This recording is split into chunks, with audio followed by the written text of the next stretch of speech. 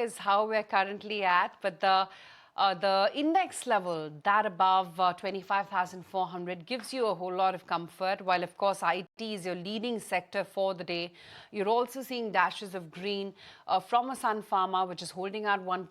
Eternal's higher by 1%. Unilever, HDFC Bank as well, participating in today's Nifty move.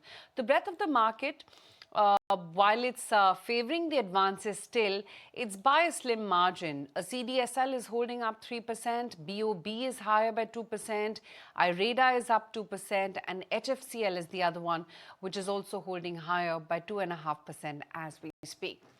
But let's move forward and let me welcome on board Mr. T.K. Ramachandran, the Shipping Secretary of India, joining in on the show right now to talk about the developments in their sector.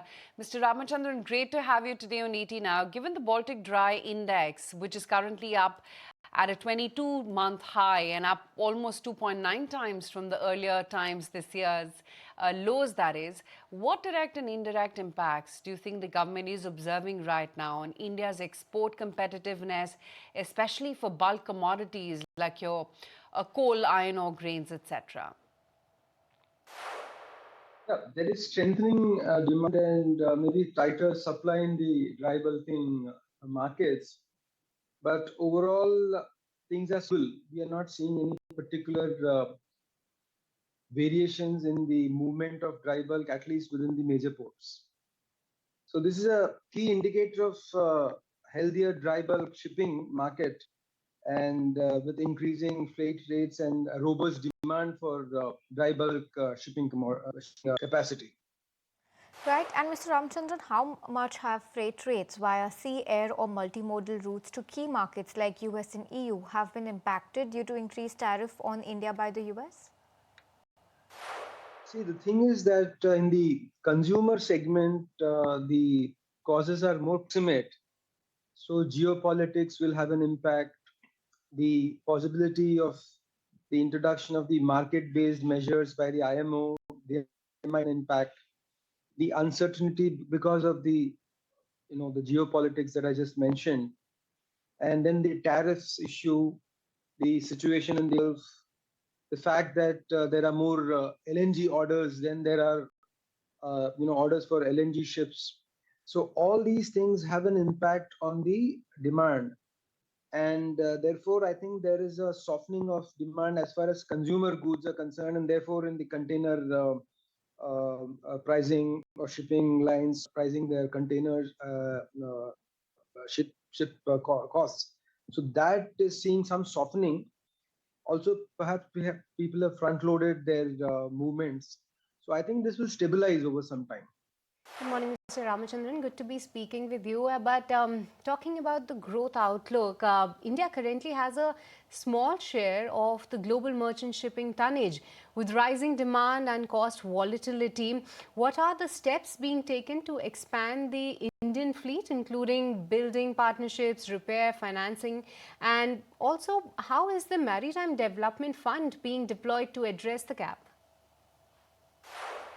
We were at about 40 or 50,000 GT manufacturing of ships in the last few years. That was the average annual output. Now that we are now planning to increase to about 4 lakh or 5 in the next 5 years. And in the next 25 years or 22 years, by 2047, we are expecting this to rise to a few million, maybe 3 or 4 million. So that is the kind of a drive that is happening to ensure that growth takes place. The outlook is very rosy, very positive given these announcements and the work that has happened over the last couple of years.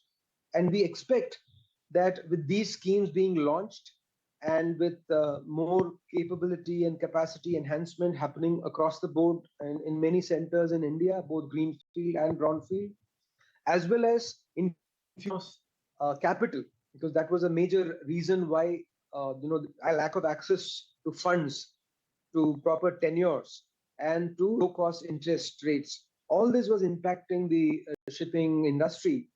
So given these measures that the government has initiated, we are sure that things will improve. And our aim is to reach the 10th position in the world as far as shipbuilding is concerned by 2030. and the 5th position by 2047. Right. Mr. Ramachandran, what is the status then of key port infrastructure projects to reduce the turnaround time and reduce costs as well for you? And also, how much attention is being given to non-major ports and inland waterways? The total transformation of the port sector is something that is really, I think we are very proud of it, and we think that this is an ongoing journey, and that the next 5 years will be really crucial in terms of investments in the port sector and in terms of increase in efficiencies. I'll just give you an example of this issue related to efficiency. We found that in the major ports there are multiple processes being followed, and therefore we found that different ports take different time, different times, different have different processes, and therefore the shipping lines were not very comfortable. Now we brought in what is called the one nation, one process, one nation, one document. Documentation requirement was different in different ports. Someone wanted 80 documents, someone wanted 50 documents. So we did a comparison, we did an analysis, and then we now come to core set of documents, a core set of processes that we have now uh, put in place in all the ports, so that the industry is able to face one single process whichever major port it goes to. This is just one example of the kind of reforms that are being carried out. Right. And Mr. Ramachandran, how does India plan to leverage green shipping or sustainability norms like clean fuels or emission targets, given that ships with greener technologies may have higher upfront costs but lower operating risk in the longer term? We think that the green port shipping transition will happen very smoothly, and hydrogen is being built in 3 locations, as you're aware: Kandla, Tuticorin, and Paradip. In all these 3 locations, pilots have already been launched. A 1 megawatt hydrogen electrolyzer has been set up in Kandla. Similarly, something in Tuticorin was launched. So that also, the green hydrogen, green methanol, green ammonia, those systems are also being set up. So we hope that then green corridor between Kandla and Tuticorin, between Kandla and Rotterdam, between Tuticorin and Singapore, these are also being expanded, and we are in talks with we have had MOUs with Singapore and with other countries, so that these green corridors, which will ensure that there is offtake, also take off. All right, great to know that. But with this, Mr. Ramachandran, would like to thank you for taking the time out and speaking with us this morning.